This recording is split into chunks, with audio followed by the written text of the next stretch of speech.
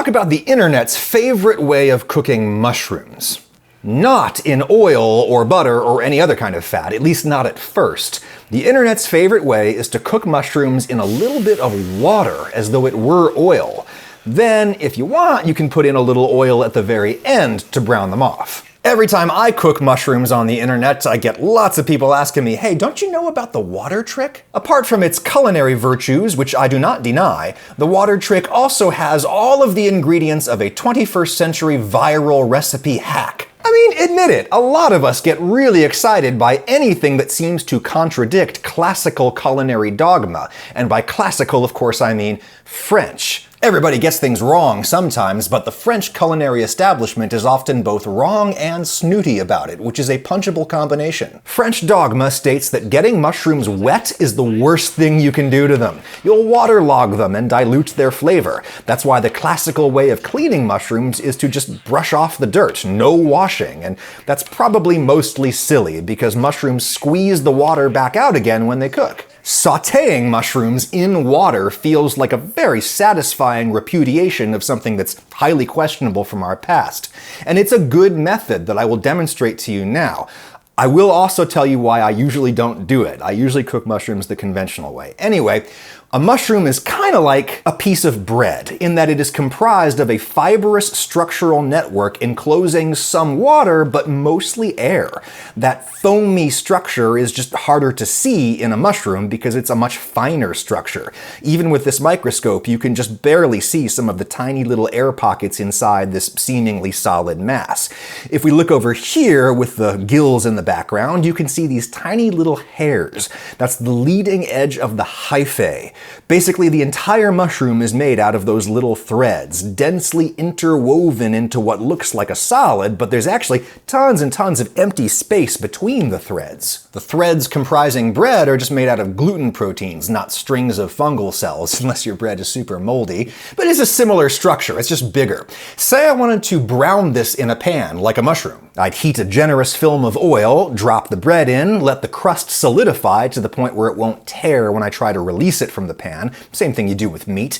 Then I'll move it around a little, and when side one is done, I will flip it. But look, there's no oil left in there to brown the other side. All the oil has diffused into the vacant cavities inside the bread. I have to add more oil to brown the other side, and at this point, our giant crouton is almost soaked through with oil. It tastes better than I'd like to admit, but it's not something you'd want to eat every day.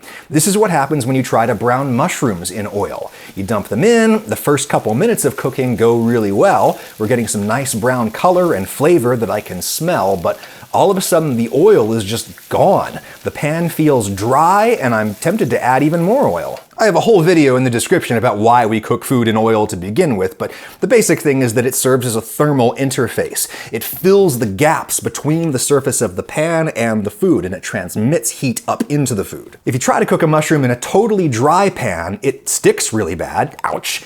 And it smells and tastes bad because the tiny bits that are in direct contact with the pan are burning while the rest of the surface is just steaming. We need oil to distribute the heat more evenly. Anyway, the spongy structure of the mushroom absorbs the oil, and that's not the only bad thing that happens. After a couple of minutes, the hyphae network starts to break down and collapse as cells are ruptured and the water inside the mushroom spills out. At this point, the pan starts spitting like crazy and making a mess. Water hits the hot oil and explodes as steam. If you're only cooking a few mushrooms at a time, this is merely an inconvenience. But nobody cooks this few mushrooms at a time because mushrooms shrink a ton when you cook them. So you need to start with a big pile of mushrooms in your pan, and that works fine until they start to release their water, at which point the pan is flooded with water and the temperature plummets, just like when you crowd a pan with meat. You cannot brown anything in water. You have to wait until you've evaporated it all out if you want to try to get some more color on these, which you can do.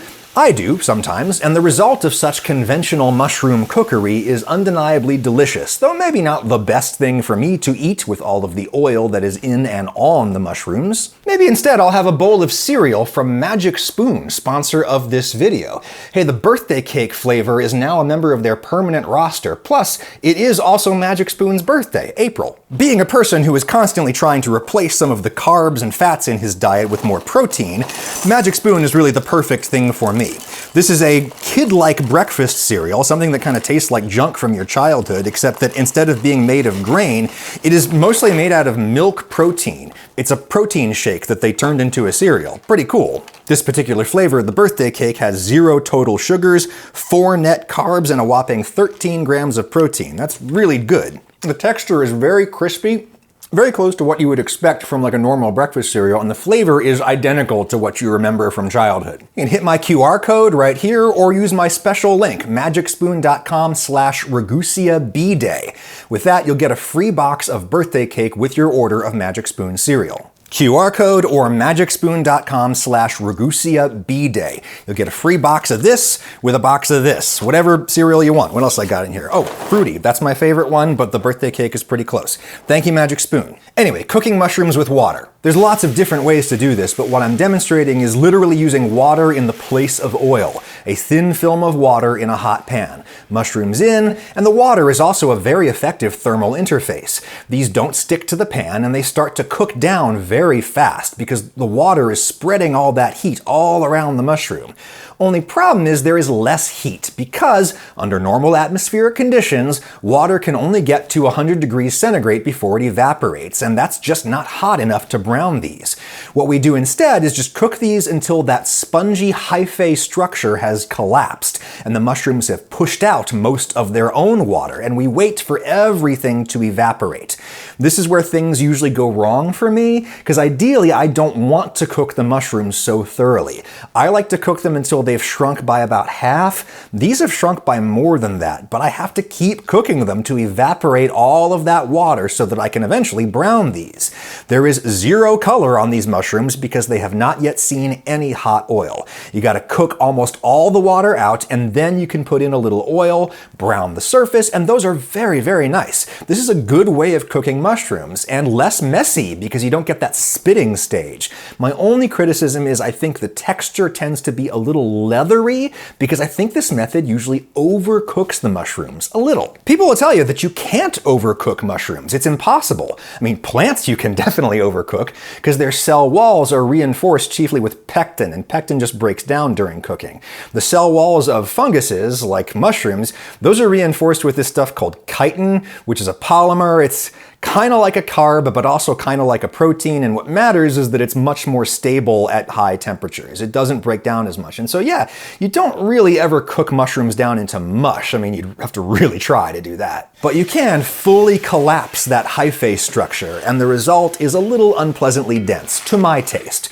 When I cook mushrooms conventionally in oil, I try to start really hot and fast to get some color on them before the water comes out, and then I just cook them as long as I want. I usually don't bother trying to evaporate all the water for a second browning phase. I just cook them until they've shrunk by about half, and at that point it feels to me like the structure has not fully collapsed. There's still some cavities in the core of that mushroom, and the texture is more pleasant to me. Now look, I am not sure of the explanation that I just gave. I have not scientifically proven that that's the mechanism responsible for the textural difference that I'm experiencing. But here's some evidence. A raw mushroom slice will float in water because it's filled with all of those tiny airy cavities.